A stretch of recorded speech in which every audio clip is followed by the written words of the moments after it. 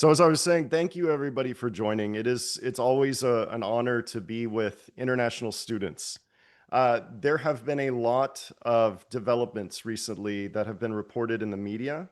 So I do want to give you an update on what's going on. Hopefully, I will put your minds at ease a little bit. And then we're going to kind of get to more actionable tips and insights. But just to start, as Moroni mentioned, so I used to be a consular officer, what's commonly referred to as a visa officer with the US Department of State, which is kind of the foreign ministry of the United States. I have managed a visa operation, I've managed a fraud prevention team. So I have kind of a unique experience into how this actually goes down. And today, as I was mentioning, what I want to do is provide an insight into what is going on, especially in light of all of the recent media that you've probably been seeing. I want to talk about what the process looks like in general. Then I'll give you a glimpse into what a visa interview actually looks like in reality. Then I'm going to talk a little bit about what to do if you've been denied before and what some red flags might look like for your visa officer. And then I'm going to open it up to as many questions as we have time for. I will say that although I am a licensed immigration attorney, the point of this session is not to provide legal advice. If you have specific questions that may benefit from an expert's advice or guidance, please reach out to a qualified immigration attorney. When Moroni and I joined this morning, there seemed to be kind of an informal interview practice session. And I'm afraid that a lot of the advice that I was listening to was actually opposite from what an applicant should do. And it really is just a reminder that we should all pay attention to where we are getting advice from. Don't leave this to chance. This is a crucial milestone. The visa process is crucial in your journey if you're going to get to the United States to study. So if you do have specific questions, please do reach out to a lawyer who knows what they're talking about. So I want to start with some updates. And when I do so, I want you to keep in mind that, this is, it's going to seem a little bit alarming. But again, I actually do think for most of us, there is a path forward. So I want to give you an update about what's happening. Then I want to focus on some proactive tips to help you hopefully navigate to a successful outcome. So I'm going to talk about the interview pause, which was announced about a week and a half ago, where many of you will not be able to schedule an interview for a student visa, either an F, an M, or a J at the moment. But keep in mind that the keyword here is pause, which means that we're hopeful that interviews will be back online pretty soon. Then there was also an announcement that the State Department is planning to, quote, aggressively revoke Chinese student visas.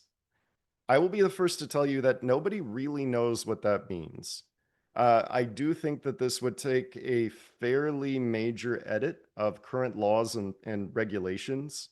And I'm not actually sure how the State Department plans to implement this. So a lot of this is going to hear, and you'll hear me say this a few times, a lot of this is going to take some patience. And I do urge all of you to pay attention to these developments as they continue unfolding, because we may get not only more details, but we may also hear about some things that are changing and evolving over time. But first, I want to focus on the what's being called the travel ban. And I will show you the countries that are affected right here. So this is being divided kind of between a complete ban and what's being called a partial suspension of entry. Now, unfortunately for student visa applicants, uh, all of these countries are essentially barred from entering the United States, whether it's called a full suspension or a partial suspension. The way this proclamation, which was handed down last week, the way it was written is a little bit curious because it specifically exempts anybody who already has a student visa issued before today, essentially, this morning on June 9th. However, in practice, it is not clear if you already had a visa if you will be able to enter the country without some pretty significant complications at the port of entry. So if you find yourself from one of these countries, first of all, I'm truly sorry that you have to deal with this. This is something that a slim minority of people in the US government are promoting. I will remind everybody here that the vast majority of Americans, of United States citizens, want you to come to the United States. We want you to study in the United States. We value your diverse opinions and cultures and what you bring to our campuses and discussions. So I am sorry that you have to deal with this. What I will recommend, and let me be very clear here, is please reach out to an immigration lawyer if you are from one of these countries to evaluate your options. There are some exceptions to the full or partial suspension. It will depend on when you obtained a visa, if you have a visa, if you have relatives in the United States, what you're planning to do, a whole host of issues. So reach out to an expert for guidance. And so now let's talk about the general student visa process and what you can do now, especially because student visa interviews are paused at the moment, at least new interviews. So I think of the process in 5 general steps. It starts with applying to schools in the United States and hopefully being accepted. And then once you've decided where you're going to school, the first step of your journey towards a visa is to get an I-20 form from the school. This is an official document that your school will issue. And this is as important as your passport as you go through the rest of your journey. Your visa officer will look at this form to figure out what school you've been accepted into, what you're going to study, when you plan to start class, which is crucial because you have to be able to get your visa before the first day of class. And they're going to look at how much this program will cost. So make sure when you get your I-20 form that you check all of the details in depth. And if anything doesn't seem right, reach out to your school and ask that they update that. The school will also help you, the school you select, by the way, will also help you pay what's called the I-901 or the SEVIS fee, which is a fee that essentially enrolls you into a government database called the Student and Exchange Visitor Information System. And that's what your school will use to track your status in the United States so that you can ensure that you're not going to develop complications down the road. The next step is to fill out the online DS-160 application form. We'll talk a little bit about some tips with that. And then you schedule your interview. I'm going to come back to that because if you haven't scheduled your interview already, you may not be able to for the moment. But again, we do hope and we're optimistic and fairly confident that interview slots will reopen soon. The next step is the visa interview itself. And then you travel to the United States. A couple of things to keep in mind here. You cannot enter the country more than 30 days before the program start date listed on your I-20 form. And I mentioned that your I-20 form is as important as your passport. Bring that with you when you go to the United States because you will need to show the customs official at the port of entry both your passport and your I-20 form. So don't leave it in a checked bag, maybe, in the belly of the airplane where you won't be able to hand it over right when you get off the flight. So the question for those of you who have not yet scheduled a student visa interview is, okay, well, this is great, Travis, but what can I do now? Because I can't schedule an interview at the moment. They're paused. Well, my advice for you is to be proactive and do as much as you possibly can do now. So you should already have, or you should be able to receive your I-20 form from the school that you've selected. You can go ahead and pay the I-901 or the SEVIS fee. And then you can complete your online DS-160 form. Now, you may not be able to schedule the interview, but you can log into the website of the embassy or the consulate where you plan to schedule your interview and create an account. You might even be able to pay the interview fee so that as soon as interviews are reopened, you can jump on it immediately. And I think that this is actually really important because as soon as interviews are reopened and put back online, there will likely be a rush of many student applicants seeking near term interview slots. So if you do all of this and you're ready to go, you're essentially at the front of the queue, and hopefully you won't encounter too many delays. So let's talk about the DS-160 for a moment. And just to remind everybody, this is the first step in the visa journey. This is, you've gotten your I-20 form. This is essentially the application that begins your visa journey. Now, you can do this right now, and I do urge you to do this right now because this will take you some time. It is common in many parts of the world to hire an agent to fill out this form for you. But let me be clear here. I strongly urge you to complete this form yourself. This form is the beginning in what we commonly refer to as an exercise in trust or credibility. So every answer you provide in this form needs to be true. It needs to be accurate and honest. And if you hire somebody else, a third party, to fill this form out for you, they may not answer something correctly. And it doesn't really matter because it's not their reputation on the line. If your visa officer discovers any discrepancy between what's included in this form and maybe something that you discussed during the interview, or maybe they just discover that, there's something that looks like it might be a lie, the best you can hope for is a denial. So it really is that important. And just to be clear, we encounter probably 2 or 3 clients a day who have encountered significant complications because they hired somebody else to fill this form out for them and they made a mistake, or worse, they just outright lied about something. And then check your answers before you submit the form. And I would even recommend that you print your responses before you submit the form as well, because after you submit the form, there is no way to review anything that you've provided, which is very weird. So print everything out so that at least you have a record of what you submitted. And then if you discover a mistake or an error in the future, unfortunately, you will have to submit a new form, but at least you will know how you answered each question. Now, a recent development, and some of you may have heard about this in news reports, is that the State Department now requires you to list all of your social media accounts in the application form. Now, they're looking for things that you would probably assume they're looking for: evidence of illegal activity or support for a terrorist organization, for example. So I would say review your posts and even what you've been tagged in, and make sure that you wouldn't be worried about, something appearing on the front page of your national newspaper. That's probably a good rule of thumb to use as you're progressing through this.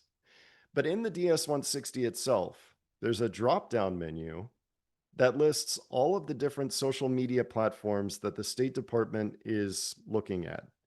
And so if you have any of these accounts that you have used in the past 5 years or which are active, please mention them in your form. Specifically for Facebook, your account name is generally just your name. And because there could be more than one person with the same name, the State Department recommends that you list the specific URL, the website address for your Facebook account. And that will help their system pinpoint the exact account that belongs to you. Now, my clients who have attended their student visa interviews in the past couple of weeks have almost all been asked the same question, and that is, did you list all of your social media accounts on your DS-160 form? That's how important this is, and I want to make sure that all of you can answer yes to that question. So please make sure that you've listed everything here. If you didn't, there's a chance that your interview could be canceled or at the very least delayed. So it's actually a good idea to submit an entirely new DS-160 form to make sure that all of this is included. So let's talk about the visa interview for a moment here. And I will start out by saying, on average, I had about 60 to 90 seconds to spend with each applicant when I was a visa officer. And that's because I would commonly interview well over 100, oftentimes even over 150 applicants every single day. So I didn't have much time for each interview. I may not even look at the applicant much at all because my face was probably buried in a monitor over here as I was reviewing notes and typing notes and looking at DS 160 responses.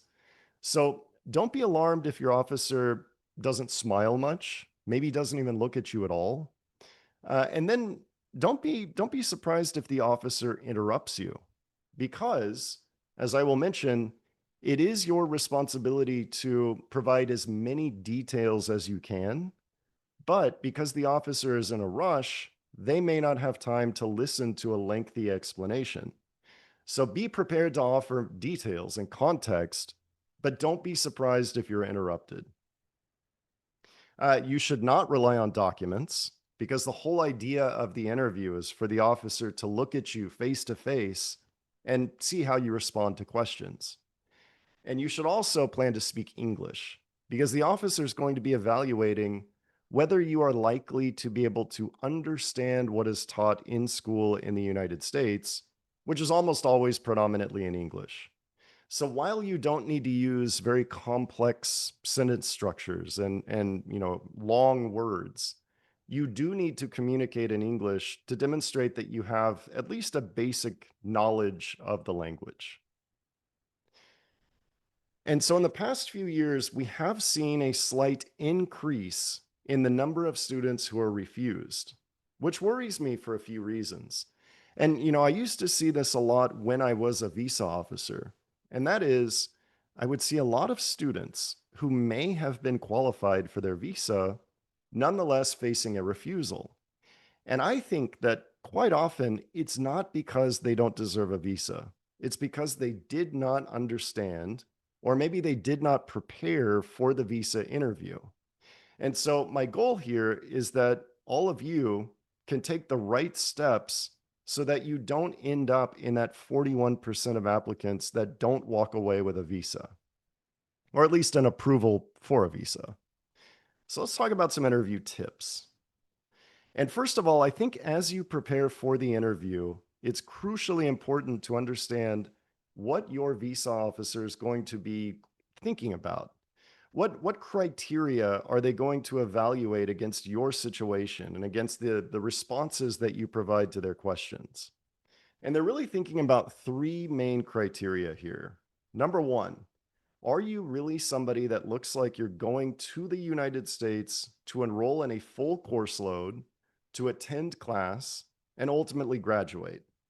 Now, remember, the F1 visa is kind of like a ticket that gets you into the United States, but only for a specific purpose. And in this case, that's to study. So if you strike the visa officer as somebody who maybe is trying to find a job in the United States, then they cannot approve the student visa in your situation. So, first, you have to establish that you're really going to study. Number two, you have to establish that you have made sufficient financial arrangements to pay for your education and your living expenses. Now, this could be through a combination of scholarships, sponsorships, student loans, your own savings. It really doesn't matter that much as long as you can show that you've got enough money somehow arranged to cover that line item total on your I-20 form. And then finally, as I mentioned, the student visa is like a ticket that gets you into the country only to be a student and only for a limited time. So it doesn't allow you to permanently relocate to the United States. Instead, you actually have to show that you're going to leave the country after you graduate. And that's what we commonly refer to as having ties to home. Think of that as a reason, or maybe multiple compelling reasons, that you're going to leave the United States. It doesn't have to be that you're going back to your country, but it has to be that you're going to leave our country. And so you can prove your ties to home in a number of ways. Maybe if you have familial responsibilities, you're caring for your parents or your grandparents. Maybe you have a job waiting for you. Maybe you own property. But however you do that, This is going to be a major consideration in the interview. And as you're thinking about these three criteria, another thing that's a little peculiar about visa law is that the law requires your visa officer to assume, to conclude, that you do not qualify for a visa unless you can prove that you do. And that's why providing as much detail and as much context as you possibly can is really important. You have to demonstrate your qualifications. You shouldn't wait for your visa officer to do so for you. And an example of that is when we talk about your financial arrangements. So let's assume that your father is going to pay for your education. It's never going to be sufficient to simply say, my father is going to pay for my school. What the officer wants to know is, how does your father have the ability to pay for your school? So think about volunteering some details like, my father works for a construction company. He manages a team of 7 people. He's worked there for 20 years. And for the last, 10 years, he's been saving money because he believes in my education and he wants to pay for my school in the United States. Details like that will help the officer conclude that you really do have enough, financial arrangements to pay for school. So let's talk quickly about previous denials and red flags, and then we'll open it up to questions here. So, first thing to know is that anytime you appear for a visa interview, there's a record of that interaction saved in the system. Your officer will type detailed notes that justify the decision that they reach. So if you're denied, there are going to be some fairly negative notes that your next visa officer will be able to review. And so to counteract that, use the DS 160 as an opportunity to provide positive details. There's a question that says, have you ever been denied a visa in the past? And of course, you have to say yes, because the officer knows that you have. So trust me, you're not going to get yourself anywhere by saying no and lying about it. But when you say yes, the next question says, explain. In that box, think about explaining why you chose the school that you're going to, why you're excited to get the degree that you're seeking in the United States, and maybe what you're planning to do after you graduate. This might be one of the first things your next visa officer looks at. And so, next to some negative notes from the last interview, this can kind of balance the playing field, as we would say in the United States, and put you in a better position to explain your qualifications. And then finally, a common question when you've been denied before is, what has changed since your last interview? So I want you to be prepared for that question if you've been refused before. And the way you should answer that should 100% be honest. It should be based on your unique situation. So I can't really say exactly what you should say, but I can give you a couple of tips. One is, if you were denied a while ago, and there really have been some developments in your life, maybe you were accepted to a university in the United States, maybe you were promoted in your job, maybe you got married. Those are big milestones that you should explain because that has changed your life. It's changed your situation.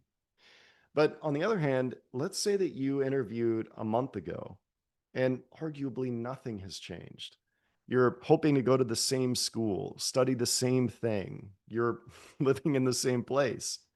Then it might be a little bit weird to say, something has changed. So if that's your situation, you might consider saying something like, in my last interview, I didn't explain myself. And then go back to volunteer your plans, where you're going to school, why you're studying, what you're going to do after you graduate, how you're going to pay for your program. And that just might get you over that kind of assumption that you still may not qualify. So let's talk about some red flags that might affect the result of your interview. Now, most of these are not going to automatically disqualify you, but they are things that you should pay attention to. So, first of all, if you have a fake document or a document that's questionable, that is probably going to automatically disqualify you. And so, let me be clear here, honesty is the only thing that is important across the entire process. If you can show your officer that you're putting everything on the table, you have nothing to hide, everybody has something that they're maybe embarrassed about. But if you're willing to come out in the open with that and not try to cover it up, you're going to be in a much better position for success. And so if you bring a questionable document or something that looks fake, or you get caught lying about something on your DS 160 form, as I mentioned earlier, the best you can hope for is often a denial. You may be found permanently ineligible to ever get a visa again. So please be honest.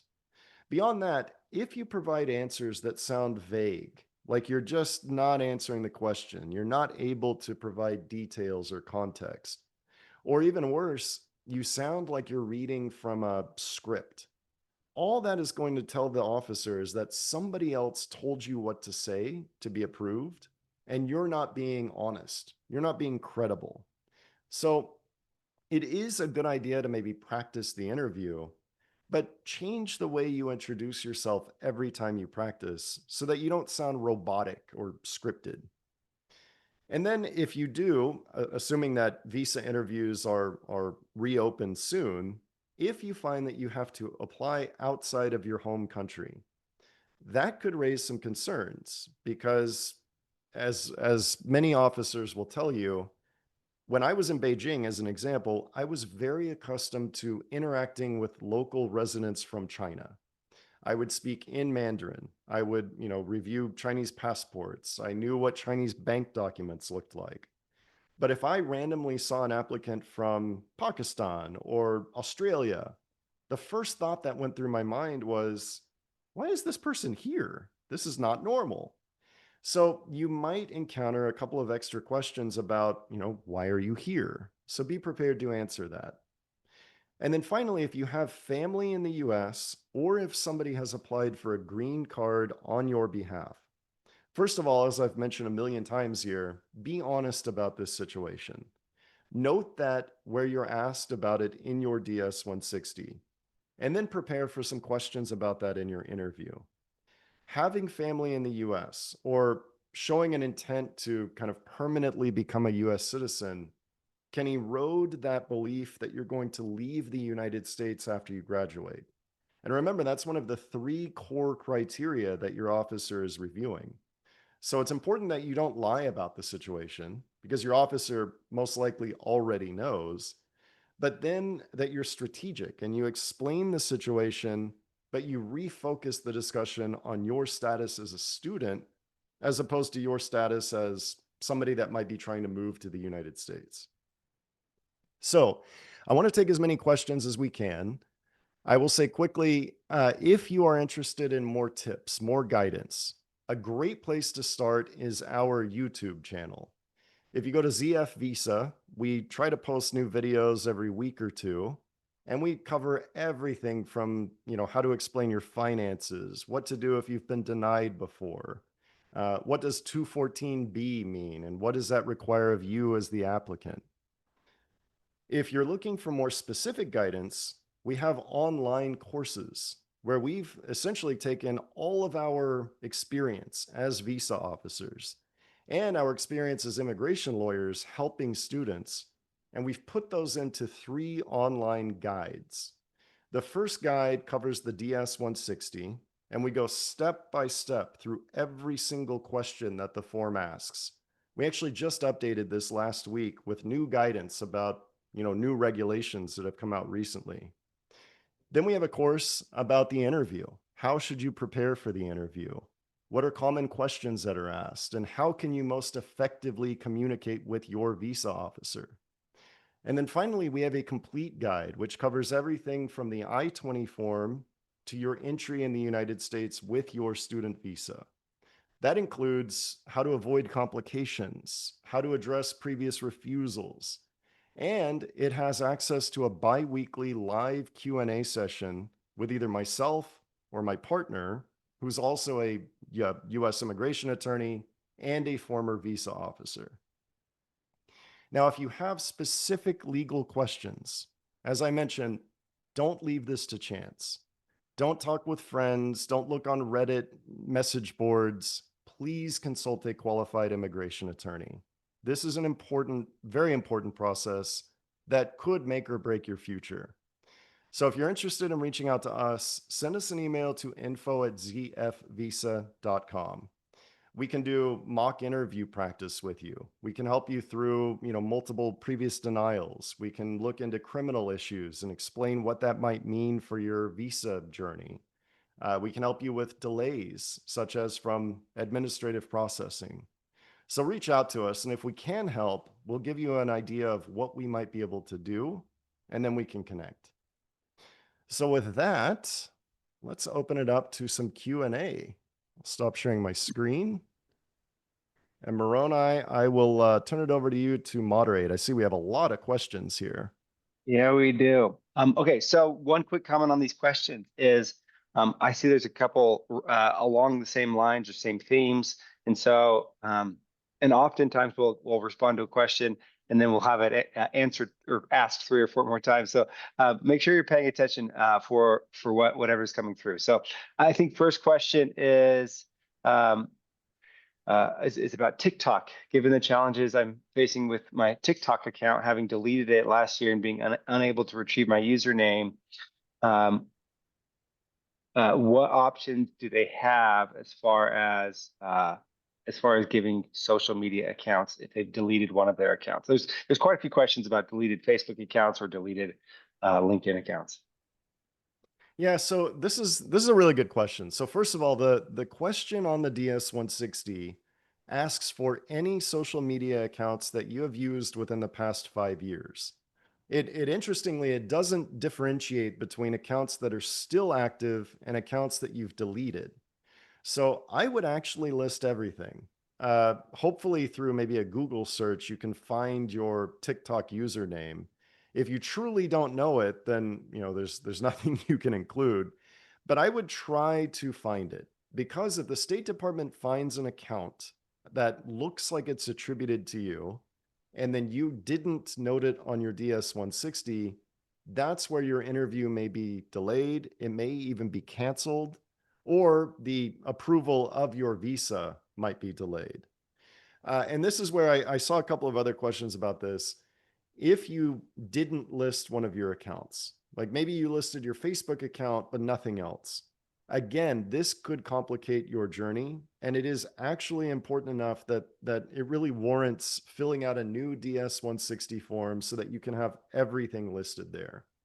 Especially if you haven't scheduled your interview yet, it really doesn't make any sense to wait. Fill out a new DS-160 now, include all of your accounts, and then use that form when you schedule your interview. Okay, next question. In view of the pause, what happens to SEVIS I-901 fees that have been paid, considering they have an expiry date for usage? What happens to those who have their payments expiring within the pause period? It's a good question. I'm not sure yet. There's always a possibility that the government says, we'll extend that. You may have to pay it again. It's one of those areas where I think we're going to have to wait and see. Generally speaking, the fee should be valid, especially if it's not expired. It should be valid. You shouldn't have to pay it again. If it looks like it's about to expire, you may have to pay it again, because I haven't heard any guidance yet on that. Okay. What if I've already submitted my DS-160 but listed just Instagram? What can I say to the officer? That's another place there where I would strongly urge you to submit a new DS-160. I have heard from other lawyers who have worked with student applicant clients who have actually been denied just because they didn't list everything on their form. So it's not worth it just to kind of try. I would submit a new form and include everything on it. Okay. Okay. Now that Iran is listed on the travel ban, should I still attend my scheduled visa appointment at the embassy, or is it better to postpone? So this is where, again, I'm really sorry that you even have to be thinking about this. So the State Department announced on Saturday, I didn't include this in the deck, but they announced that they are not going to approve visas for anybody that is from a country listed on that list of, complete or partial restrictions. Interestingly, it doesn't say that they won't interview you, but it does say that they won't approve a student visa for you. So you could certainly maintain your interview and go in and see how it works, but you probably should not expect that you're going to be approved, unfortunately. So this is where I think you should again consult with an immigration attorney because there's a chance that you might fit into an exception to one of these announced rules. But if you don't, it might make sense to just cancel your interview and wait until hopefully something changes. I will say that in President Trump's last term as president, he announced a couple of different versions of this type of travel restriction. They were almost all struck down in the court system because, for various issues. So there's a strong chance that this current ban will be changed. It may evolve over time. It may be stricken down 100% anyway. So definitely stay on top of the media as it unfolds. Last week, this was changing by the hour some days. So pay attention to the news, official news channels, not what you may hear from a friend. And you may also go to the State Department's website, which is travel.state.gov for official updates as this, may change over time. All right. I have a 10 years tourist visa. Would it be an advantage for me to get my F1? Well, if you're going to study, you need an F1. You cannot study on a tourist visa, first of all. So I don't know that I would call it an advantage so much as a necessity. Okay. My uncle provided over 100K. Yeah, I was denied visa as the uh, visa officer was asking if I had traveled outside of Nigeria before, and I said no. Not sure what the question is there. Yeah, me either. I think that this is where, it doesn't make a lot of sense, but the art of the visa interview is to volunteer details. It's to provide as much as you can in the way of personal insight and context. So, an officer may say something like, "Have you ever traveled outside of your country?" And a normal response would be something like, "No." Although that is an opportunity that you could use to provide more positive information. So you may say something like, "No, I haven't traveled abroad before. This will be my first time, but I'm really excited to go to this, Travis University where I'm going to study marketing and I'm going to do this after I graduate."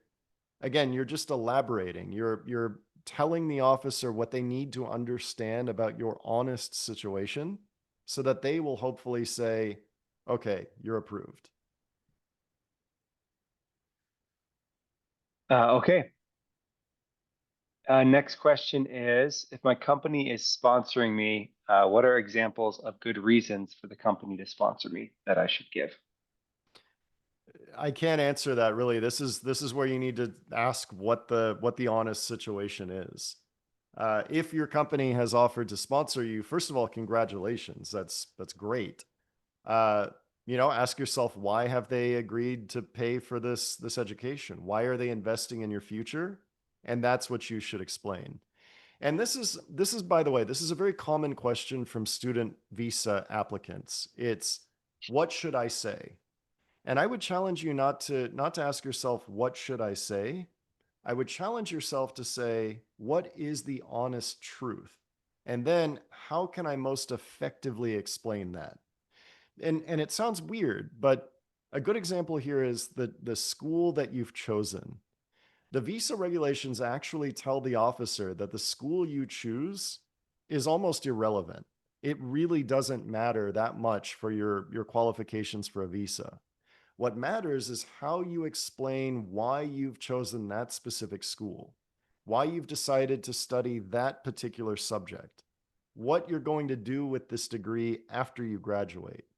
And so a lot of students will reach out to us and say, I'm going to Travis University in California. Is that a good choice?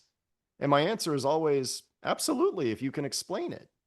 And that's what I want you to think about is how can I explain my honest personal motivations, my truth during my visa interview?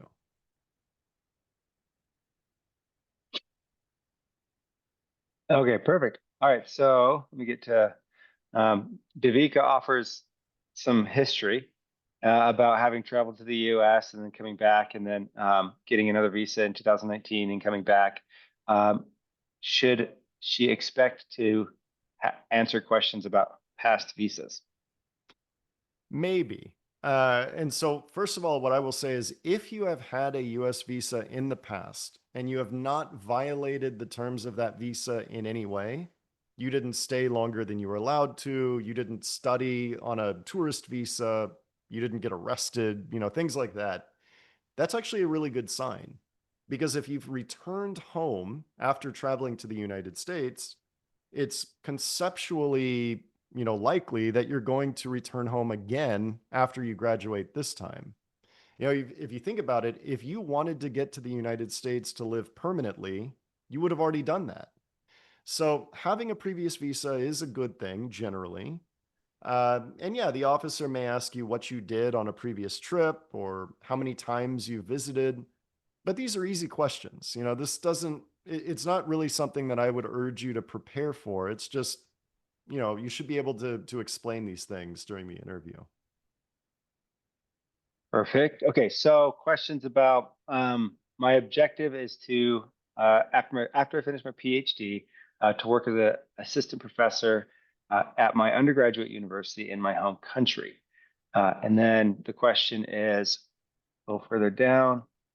Um, could it give the idea I have ties to home that will eventually make me return home after my graduation? Yeah, I think so. Let's talk about ties to home for a minute. This is another thing where it really is, my answer is what is your plan, right? It's hard for me to tell you what you should explain. But with ties to home for students, if we're honest, I think most of us, I certainly didn't own property when I was a student. I had not traveled extensively, abroad internationally when I was a student. There's really no expectation that you fit those categories either. And so, what a lot of students should probably focus on is what exactly are they going to do after they graduate? If you can explain your plans in specific detail, that is probably the best way that you're going to show ties to home. And let me give you a quick example here. When I was a visa officer, I would commonly hear students tell me that, they were going to find a good career or this degree would help them find a good job or they chose this school because it offers good curriculum. That doesn't tell the visa officer anything about your personal decision process, your personal motivations. And so, challenge yourself to explain specifically what you're going to do outside of the United States after you graduate. We all know that plans may change, especially if you're going for a bachelor's degree. Over the next 4 years of your life, you may completely change your mind about what you're going to do. But as you appear, as you stand in front of the visa officer for your interview, you should be prepared to explain exactly what you're going to do with that degree. I'm hoping to get a job at the Travis company where I think I'll qualify as the director of marketing and I'll do this and this. That's what the officer wants to hear because now you're demonstrating that you have a specific path out of the United States to do something specifically in a different country. So I hope that helps answer the question. Okay, perfect. Will there be a problem for me if I change my answers for plans and majors in my second attempt? Possibly. Of course, it depends on your situation, but an officer, again, they're looking for honesty. They're looking to see if first of all, can they trust what you're saying? So if you remember that there's going to be a record of your last application, notes from your previous officer, DS 160 responses, if you come in and say, first time you're going to Travis University to study finance, and then the second time, just a month later, all of a sudden you're going to Moroni University to study biology. Well, that's weird because that's pretty different. And that can lead a visa officer to start thinking, is this person even going to study at all? Or are they just desperately seeking that ticket to get into the country to do something else? So, generally speaking, it's a good idea to maintain the same goal, the same plan, and then challenge yourself to explain it with more detail and more context. Now, the exception to that rule might be if, let's say, that Moroni University is much better than Travis University. So, in my first interview, I had not yet been accepted to Moroni University. I explained I'm going to Travis University and this is what I want to do. Unfortunately, I'm denied. After I'm denied, I get an offer to go to Moroni University, maybe with a good scholarship. So obviously, that's what I'm going to choose. So I schedule another interview and I explain that this is how my life has changed. I was accepted to a better school. I was offered a scholarship. I decided to go to Moroni University now for these reasons. That's where I think it does make sense to change your plans. But otherwise, I would stick to the same idea, the same course, and challenge yourself to explain it more clearly. All right, perfect. Is being divorced a red flag? I don't think it is. I mean, anything's possible. If you were divorced because physically abused your former partner, that could be a red flag. Generally speaking, I don't think a divorce really matters for a student visa. Okay, when can I raise my questions? I think that would depend on what the question is. During the interview, I think it's really your responsibility to volunteer your introduction. It's not generally, a good time for you to start asking a lot of questions. And I think nowhere is that more important than if you're denied. So first of all, if you're denied, your officer's not going to tell you why. They're never going to give you a specific justification, which can be really frustrating. Uh, but if that happens to you, just say, okay, thank you, and leave the embassy or consulate. If you start asking why and demanding answers and a rationale, you can actually put yourself in a worse situation because remember, the officer can type more negative notes about you into the computer.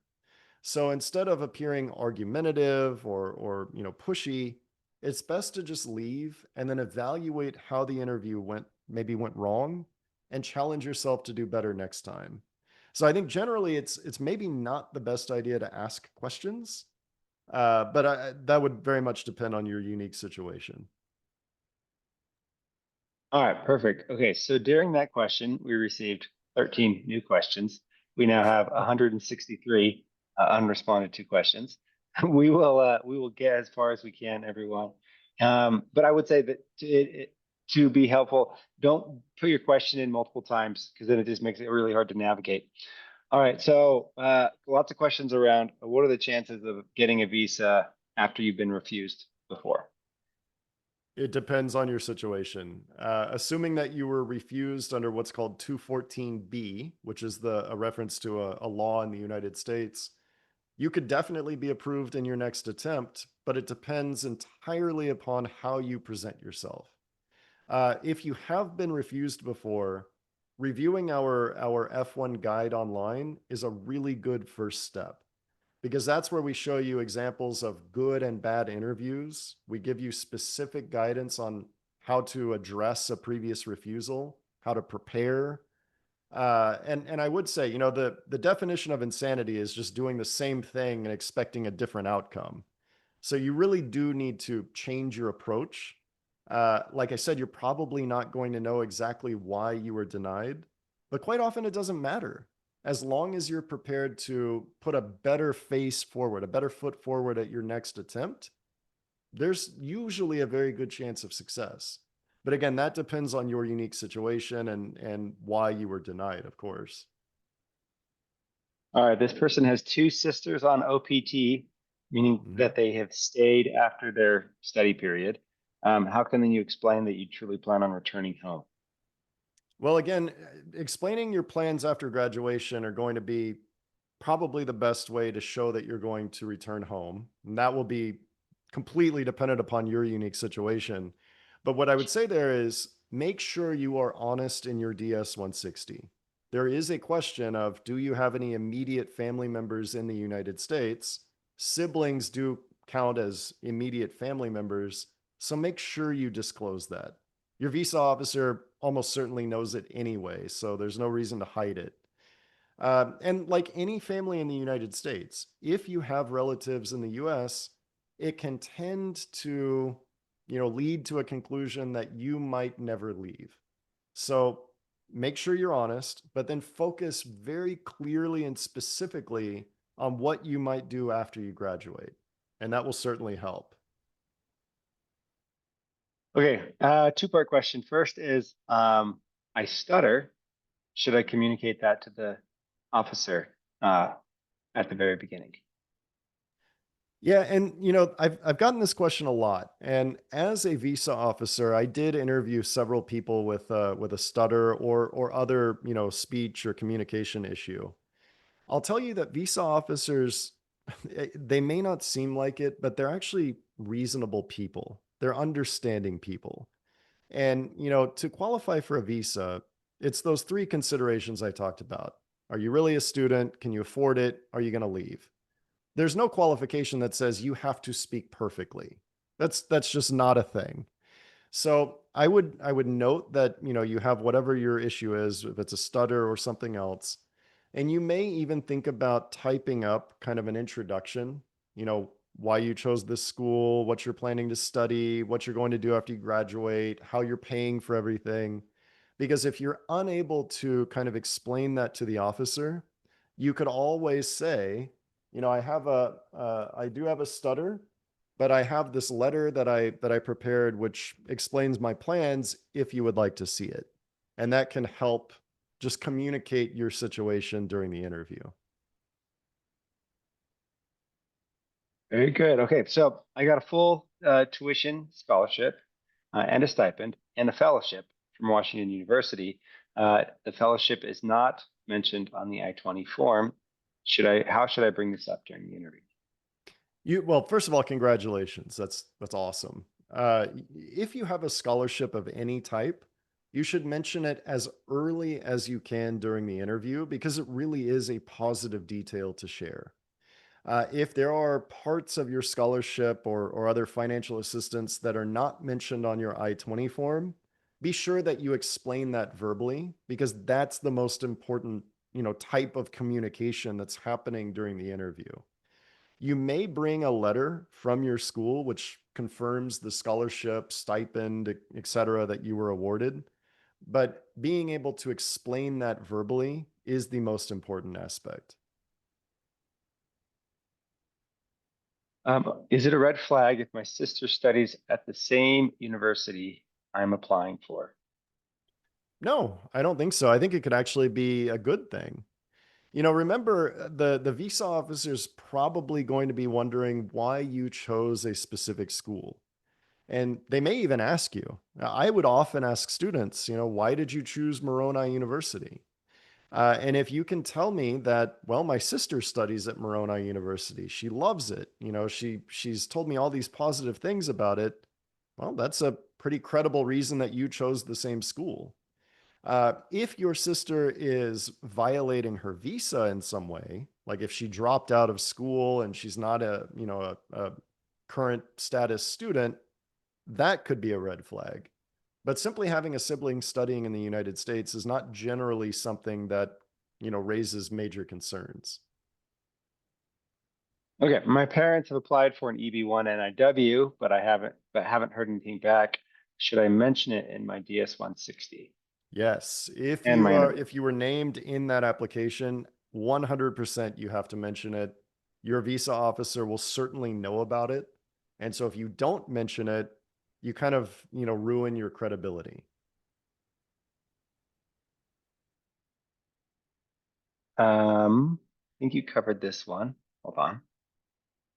What kind of clothes should we wear during the interview?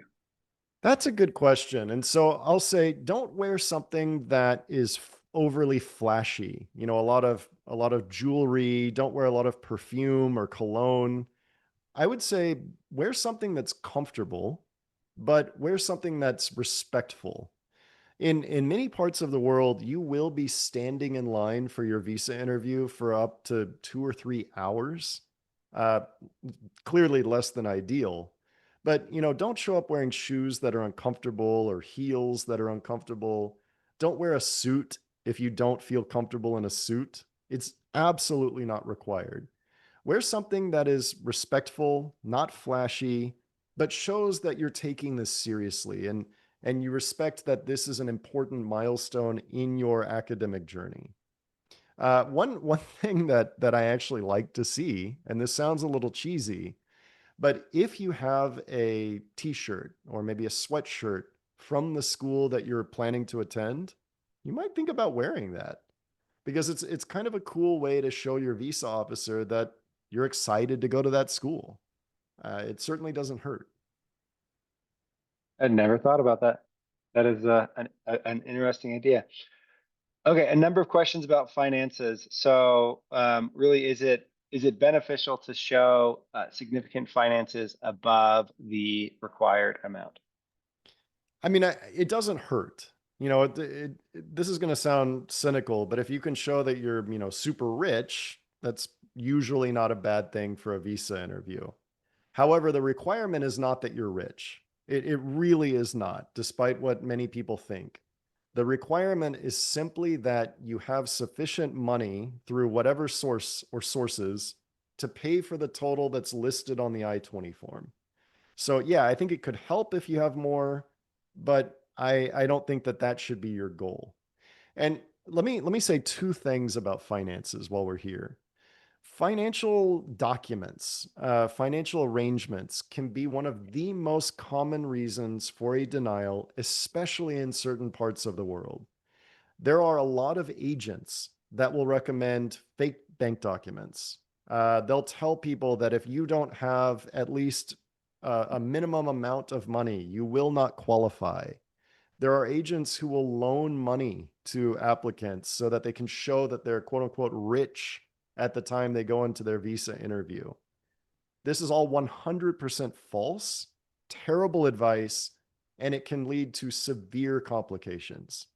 Instead of following that type of advice, again, challenge yourself to just present the honest situation. You do not have to have a magic number of US dollar equivalent in your bank account. You don't have to show that you've got certain balances or anything else. You simply have to be honest, and that will help you succeed more than anything else. Okay, trying to get through some questions, but I think we've answered most of these so far. So hold on 1 second.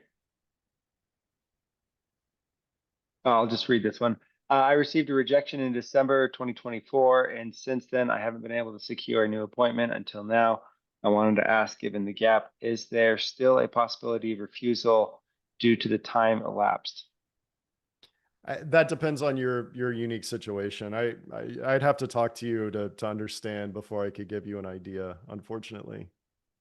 If they put their Facebook username on the DS160 but not the URL, do they need to do a new DS160? Oof, that's a good question. If you haven't scheduled your interview yet, it's probably a good idea to submit a new DS160 with the URL on it, just so you're safe. If you have scheduled the interview, I don't know. If you have a really uncommon name, it's probably okay, and be prepared to explain that in your interview. If you have a name that's a little bit more common, it still might be safer to submit a new DS160. And if they forgot to mention social media, then do they submit a new DS160? I think you pretty much have to. in that situation. All right, my sibling is a permanent citizen in the US. My parents are in my home country. How can I explain my intent to immigrate back to my home country in that light? Again, it's what is your plan? What is your goal? What is your intent? That's how you should explain it. This goes back to what I've said a few times, which, the question is not what should I say? The question is what is your honest plan? And then challenge yourself to explain that with detail. Okay, trying to find a new question. Um,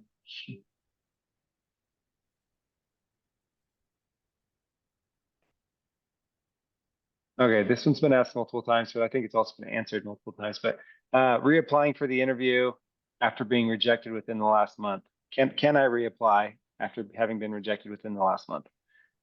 Generally, you can. There are sometimes exceptions to that, but generally you can. And if you do, be prepared to explain what has changed. What has kind of progressed since your last interview.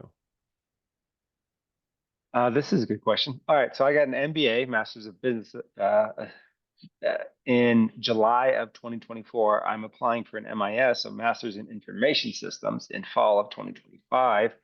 Is that a red flag? I missed the first part of that. So this is a second master's degree, or it's a Second master's right master's after? Okay.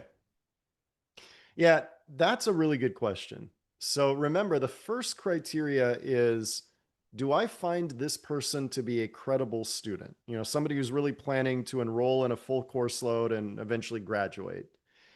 If you are going for a second master's degree, it can kind of erode that qualification. Because if you think about it, if Moroni already has a master's degree, let's say in finance, and now he's getting a second master's degree in something kind of similar, let's say accounting. Well, it's hard for me to conclude that this second master's degree is very important. It could be that he's just trying to get into the United States for some other reason. So if you are going for a second master's degree, be very clear about, first of all, what led you to this decision. Why did you say, I need another master's degree or I need more education? And then be very clear about how this specific degree will help you after you graduate. What door is this going to figuratively unlock for you that you couldn't do without this degree? Okay, a question about administrative processing. Can someone be placed on administrative processing beyond the school resumption date? Yes, unfortunately. So administrative processing is a general term that's used to describe virtually any kind of delay.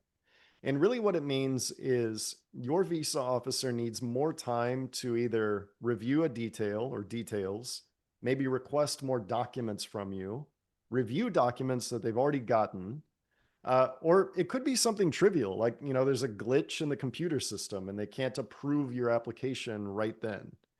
So if you find that you're stuck in an administrative processing delay, that is something that we can sometimes help you navigate through.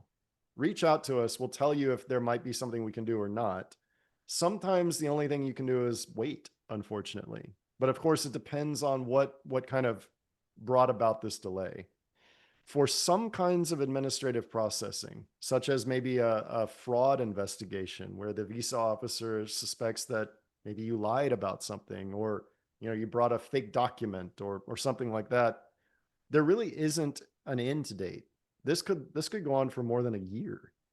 But for other types of administrative processing, you have a window of opportunity to provide more details. And if you do that strategically, you can sometimes bring an end to the delay within hours. I helped a client a few months ago who was put into an administrative processing review. We provided some additional details to the embassy. And as soon as that was received, he was notified that his visa was approved. So this is where I say, there's sometimes a really unique opportunity to offer some positive explanation. So reach out to us if you're in that situation. I did mention earlier that if you can't get your visa by the time you're planning to start school, or really more specifically, if you can't travel to the United States by the first day of class, you will most almost certainly be denied.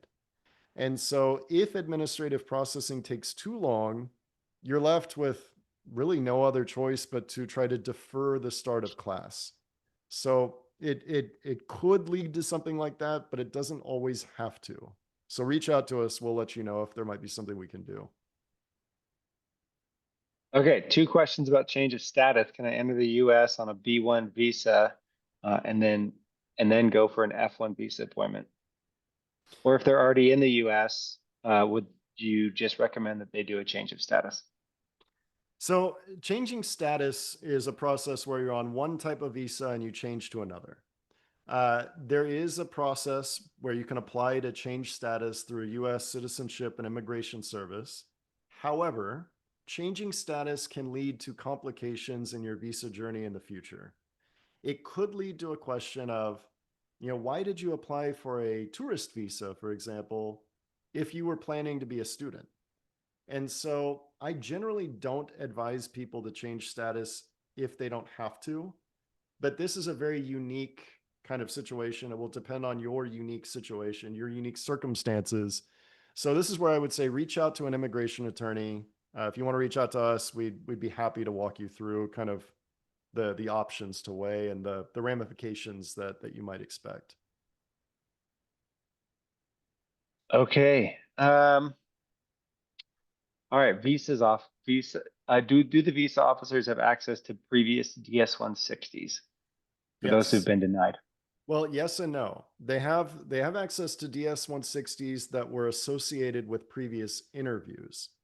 So if you submit two or three different versions of the form, maybe because you find that you made a mistake or you forgot to list a social media account, the officer will not be able to see previous versions of the form. Because remember, every time you submit a form, you get an application ID number. It's AA and then a bunch of letters and numbers. That is the unique identifier that you use to schedule your interview, and only the form that's associated with that number will be visible. So forms that you previously used to schedule previous interviews will be visible, but previous versions of forms that you didn't use at an interview will not be visible. And Moroni, I Okay. should I should say I've got about 5 minutes left before I have a meeting, so I'm going to do my best to answer as many questions as I can get through. All right. Next question is, can I get an approval after 4 denials? Certainly possible in some situations. Again, it depends on your circumstances. So reach out to an immigration lawyer. I will say when I was in China, I approved a student who had been refused 9 times previously. Of course, that is not normal. This doesn't happen every day. I mean, it was memorable enough for me to remember it today. But previous refusals are not always the end of the road. It will depend on several situations and circumstances. So reach out to us. We can talk to you about it. But there may still be a chance of success. All right, hold on. All right, let's make this the last question, and I have to jump off as well. So, um, let me see what I get here. Oh, a lot of repeat questions in here. Okay, so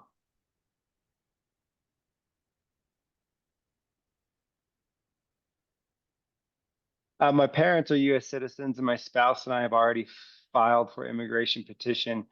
Can this negatively affect our visa application? It probably will be a concern during your interview. It doesn't mean that you will be denied, but if you filed to permanently immigrate to the United States, that can tend to kind of counteract the conclusion that you're going to leave the United States after you graduate. So definitely be prepared to discuss your situation, be honest about it. Your visa officer will know that you have a pending, immigrant visa or green card petition. So don't hide it. And I would be honest. Feel free to reach out to us and we can help you kind of walk through maybe how best to explain the situation. Okay, I put a link to ZF Visa's resources in the chat. Um, you can refer there. I will also include Travis and my contact information in follow-up information that I send out later today, and I will include a link to the video. So that should be there within a few hours and should be available. Thanks everybody for joining. We really wish you the best of luck as you prepare to come, and just know that there are many of us that are rooting for you, that are excited for those who are able to come, and we want you here.